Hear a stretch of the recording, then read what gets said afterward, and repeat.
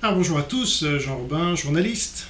Donc, je fais des vidéos réservées à des souscripteurs qui me soutiennent dans mon travail de journalisme d'investigation et je les remercie au passage.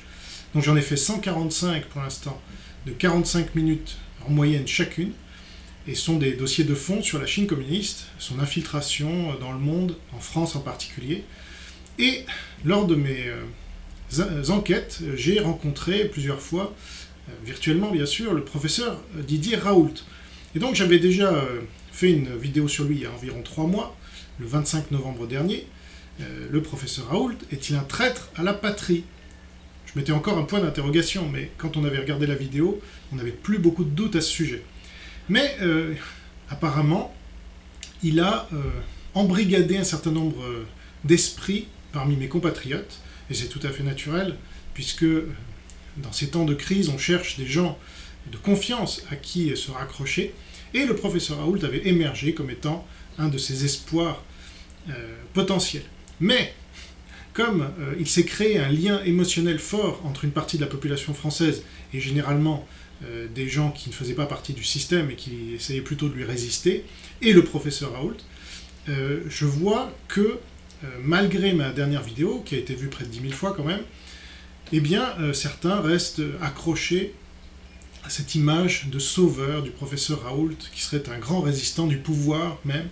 Donc là, mon sang n'a fait qu'un tour, et depuis 3 mois, j'ai encore découvert, alors que je ne cherchais plus spécialement à faire une enquête sur le professeur Raoult, j'enquête sur la Chine communiste, et donc je tombe sur lui, alors que je ne le cherche pas. Et donc ça veut tout dire.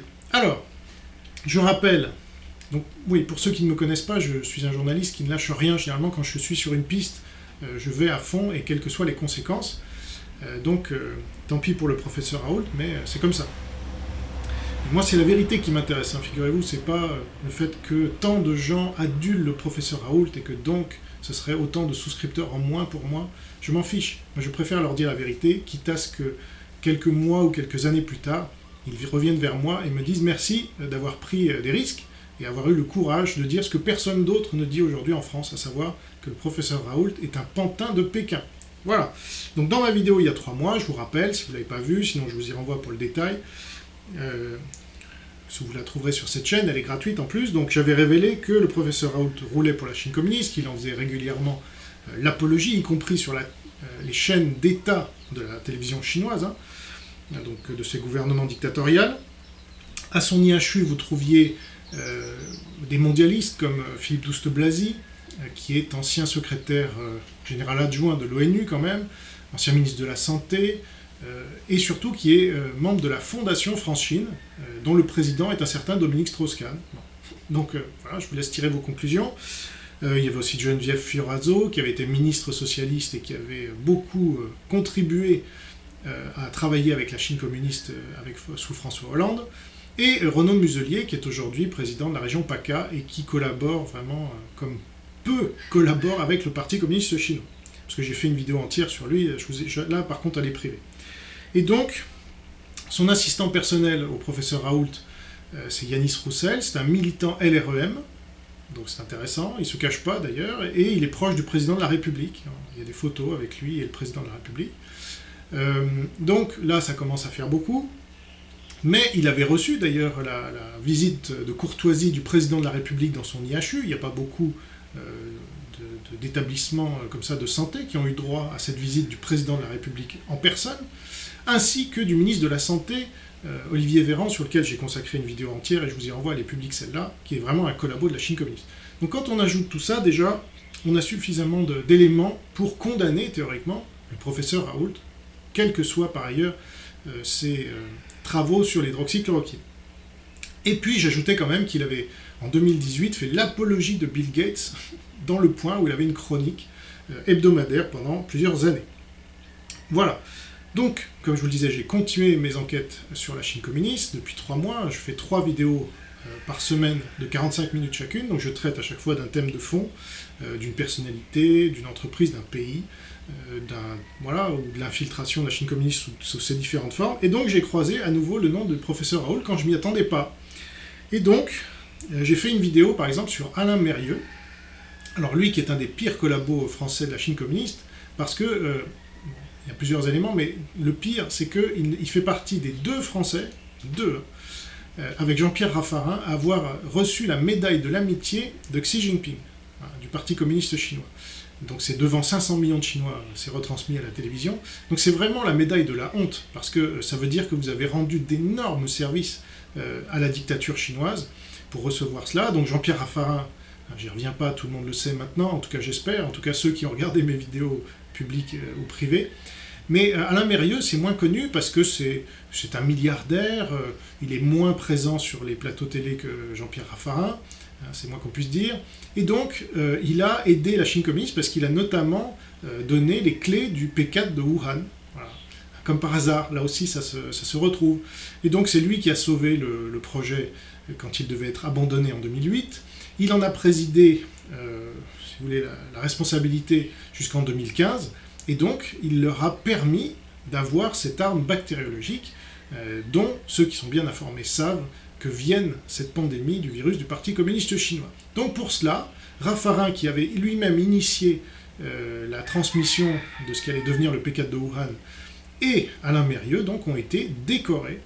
Et donc, Alain Mérieux, comme Bill Gates d'ailleurs, ont quitté leur fonction à la tête de leur entreprise pour fonder une fondation, parce que ceux qui le savent que quand on est à la direction d'une fondation, on n'a pas un conseil d'administration qui peut limiter nos pouvoirs. Voilà, on est quasiment un dictateur là, dans sa propre fondation, donc on peut avoir des facilités fiscales en plus.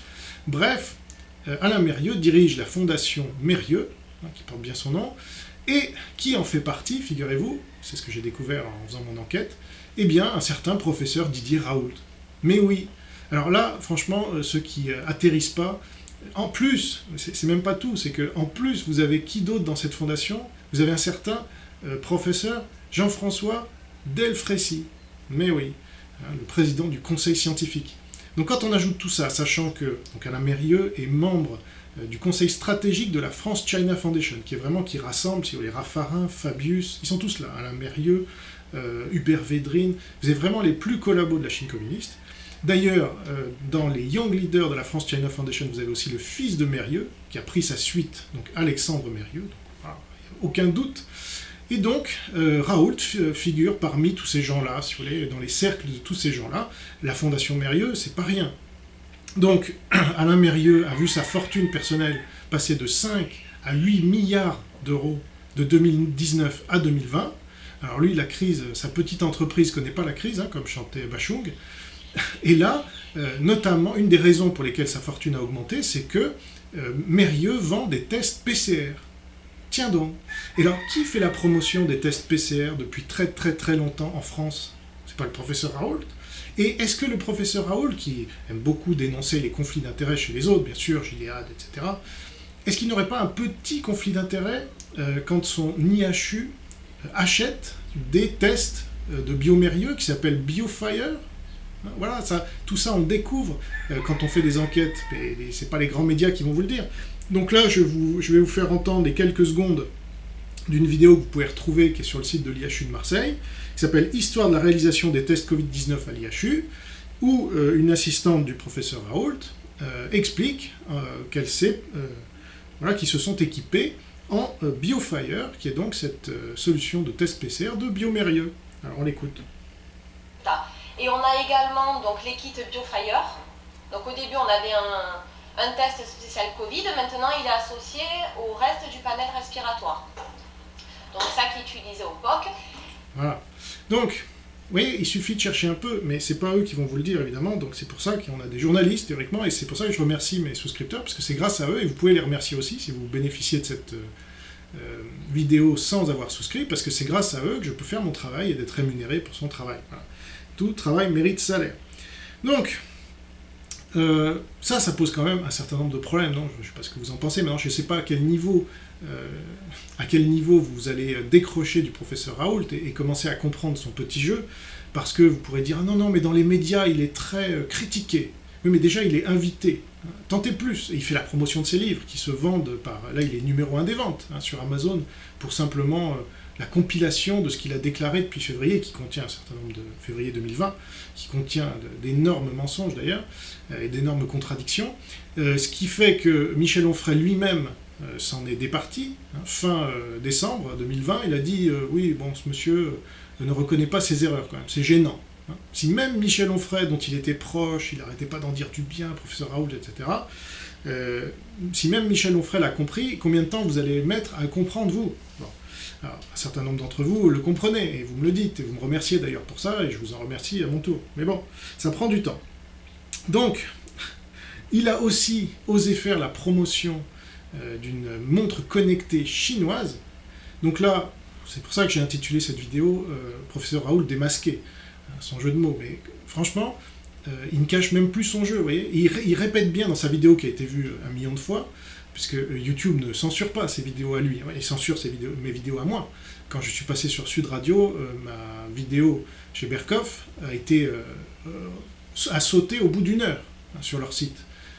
Donc on sait très bien que les vidéos sont beaucoup plus vues que l'émission, et donc elle aurait fait entre 500 000 et 1 million de vues. Non, ça vous n'avez pas le droit, vous voyez. Par contre, Raoult, toutes ses vidéos sont vues 500 000, 1 million de fois, très facilement. Donc lui, il n'est pas censuré, il est invité tenter plus dans les médias, et il n'y a pas de mauvaise publicité, même s'il est critiqué, il faut découvrir ces jeux de façade. Donc, dans cette vidéo vue près d'1 million de fois, il répète bien 2 fois la montre connectée chinoise. Ce n'est pas une solution médicale, mais cette montre connectée chinoise, donc c'est un représentant de commerce en fait, alors c'est très grave parce que c'est un médecin, et donc il recommande une montre connectée, donc ça veut dire, il explique bien toutes les données qui vont pouvoir être collectées, et il dit vous pouvez envoyer ça à votre médecin. En fait, à qui vont être envoyées toutes ces données? C'est pas le Parti communiste chinois, par hasard, c'est pas le projet du Parti communiste chinois d'identifier tout le monde par ses gènes. Alors là, c'est l'électrocardiogramme en plus, donc c'est des choses de très intimes, les données médicales. Ils vont tous avoir sur vous grâce au professeur Raoult, franchement. Donc là, il ne se cache même plus, il fait l'apologie, ce qu'il faisait déjà sur la chaîne de télévision chinoise. Il mettait sur son Twitter, il en était très fier, « J'ai été interviewé par la télévision d'État chinoise ». Formidable, c'est la télévision d'État qui justifie tous les crimes de l'État chinois, et qui sont bras armés pour les camps de concentration, pour les Ouïghours et tout ce qu'on leur fait, le travail forcé, mais les prélèvements d'organes forcés aussi, les viols de masse, etc., les stérilisations de force. Donc un médecin ne peut pas cautionner tout ça. Et c'est pourtant ce qu'il fait. Et donc là, tous ceux qui me disent « Non, mais c'est un bon médecin, il soigne », non. On ne peut pas cautionner, quand on est médecin, un système totalitaire comme le système chinois, dont il n'a jamais dit du mal, qu'il a toujours protégé, cautionné. « Ah non, les Chinois ne mentent pas plus que les autres. Ah non, il faut utiliser une montre connectée chinoise. » Je ne sais pas s'il y a des montres connectées françaises, ça doit bien exister. Donc il aurait pu faire la promotion d'une montre connectée française au moins. Mais non, il a estimé qu'il fallait mieux faire la promotion d'une montre connectée chinoise. C'est intéressant quand même. Donc j'ai appelé ça le Xi Shopping, vous voyez. Et puis, j'ai identifié encore 2 autres chroniques dans lesquelles il faisait l'apologie de Bill Gates. Donc c'était pas simplement en 2018, c'était aussi en 2016 et en 2017. Vous pouvez faire votre recherche vous-même. J'ai les dates. C'était le 26 mai 2016 pour la première, le 9 avril 2017 pour la seconde, et donc le 8 juillet 2018 dont j'avais parlé dans la précédente vidéo. Donc 3 fois l'apologie de Bill Gates en 3 ans. C'est marrant quand même. Et donc il est très proche des milliardaires, dont Alain Mérieux, qui est un milliardaire, il est à sa fondation, et il lui achète des tests PCR. Bon. Donc, voilà, au bout d'un moment, je pense qu'il faut réaliser maintenant, avec tous ces faits, avec toutes ces preuves, que le gars roule pour l'ennemi, comme ceux avec lesquels il entretient des relations excellentes, jusqu'au président de la République. Il ne faut pas tomber dans ces pièges. Il avait été invité dans le conseil scientifique, je vous rappelle, c'est lui qui en avait claqué la porte, parce qu'il s'était dit peut-être ça va se finir par se voir que je fais partie du système, donc je vais garder cette image de pseudo-résistant, alors qu'en fait, il ne résiste à rien. Et j'ai même oublié de vous dire le pire, et je vais finir là-dessus, c'est que donc maintenant, il cautionne le vaccin. Voilà. Alors, ceux qui étaient, et qui sont aujourd'hui très sceptiques sur ces vaccins-là qu'on nous présente, je ne parle même pas du vaccin chinois, mais aussi des vaccins américains ou russes, eh bien lui, il les cautionne. Alors voilà ce qu'il a dit dans sa vidéo du 15 janvier 2021, vue près d'1 million de fois elle aussi, toutes ces vidéos quasiment sont vues près d'1 million de fois ou plus. Je cite, écoutez bien, sur le court terme, quelques mois, on sait que le vaccin n'est pas dangereux. Voilà, on sait ça. Il y a une chose dont on est sûr aujourd'hui, c'est qu'il n'y a aucun risque ou effet secondaire à vacciner contre la Covid-19 à moyen terme. Et il va condamner par contre à long terme, ce qui ne veut rien dire. Donc à court terme, aucun risque. À moyen terme, aucun risque. Allez-y les gars. Et après il va dire non, non, mais pour les populations à risque, attention. Ouais, les asthmatiques alors, c'est des populations à risque. Donc ça ne tient pas une seule seconde. Et en plus, il va dire du bien plutôt du vaccin chinois. Alors qu'il n'y a aucun vaccin chinois qui n'a jamais marché dans toute l'histoire de la Chine communiste. Celui-là, son test de la troisième étape n'a pas été validé. À noter que le professeur Perron en fait la promotion aussi, hein, parce qu'il est proche de Raoult lui aussi. Et donc, voilà. Bon, je ne sais pas ce qu'il vous faut maintenant pour savoir pour qui roule le professeur Raoult. Et donc, j'aimerais qu'on arrête un peu d'aduler cet homme et qu'on commence un peu plus de le critiquer et voire de le condamner, comme je le condamne moi, puisque c'est un collabo de la Chine communiste et du pouvoir.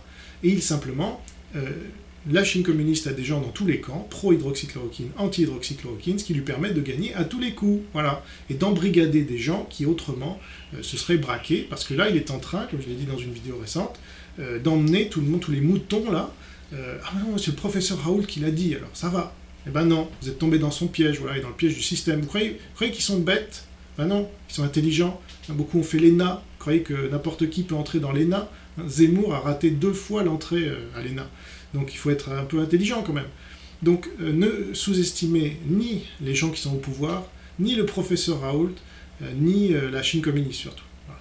Il ne faut pas croire que ces gens-là sont bêtes et font tout ce qu'ils font parce qu'ils sont bêtes. Non, ils roulent pour des intérêts bien identifiés par votre serviteur et par pas grand monde. Donc ça aussi c'est grave. Mais sur le professeur Raoult, j'enfonce le clou parce que ça commence à me sortir par les trous de nez. Voilà. Je vous remercie pour votre attention. N'hésitez pas à faire circuler cette vidéo parce que c'est pas YouTube qui va la conseiller forcément puisque ça va à l'encontre de leurs intérêts, qui sont ceux du Parti communiste chinois, je rappelle, Google travaille pour le Parti communiste chinois, ils ont aidé à la mise en place de la grande muraille numérique de Chine, qui enferme les Chinois dans un goulag numérique, donc tout ça se retrouve, et ça c'est tout ce que vous apprenez quand vous regardez mes vidéos réservées aux souscripteurs, donc si vous voulez aller plus loin, vous avez les liens dans la description de cette vidéo, pour souscrire, ça commence à 3 € par mois, donc c'est vraiment pas grand chose, et moi ça m'aide à continuer mes enquêtes, hein, pas forcément sur le professeur Raoult d'ailleurs, parce que maintenant j'en ai fait le tour, mais si j'ai de nouvelles informations sur lui qui émergent, je vous en ferai part, que ce soit sur mon Twitter, vous pouvez me rejoindre aussi, ou dans des vidéos comme celle-là. Merci pour votre attention, gardez la foi, vive le Christ Sauveur, et vive la nouvelle France libre. Au revoir.